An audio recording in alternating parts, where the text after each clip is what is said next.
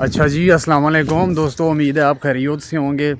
जैसा कि आपको मालूम होगा कि एक अफसोसनाक वाक़या पेश आया कल। पाकिस्तान के एक मशहूर यूट्यूबर, पीटीआई के हामी यूट्यूबर अलीज़ई व्लॉग्स के नाम से उनका यूट्यूब चैनल है, यासर अलीज़ई उनका नाम है, और उनके भाई को बड़ी बेदर्दी से कल कत्ल कर दिया गया है। अभी मैं जा रहा हूँ उनके नमाज जनाजा अदा करने के लिए। इंशाअल्लाह थोड़ी देर में उधर पहुँच के आपको उधर जाके दिखाते हैं। A few moments later.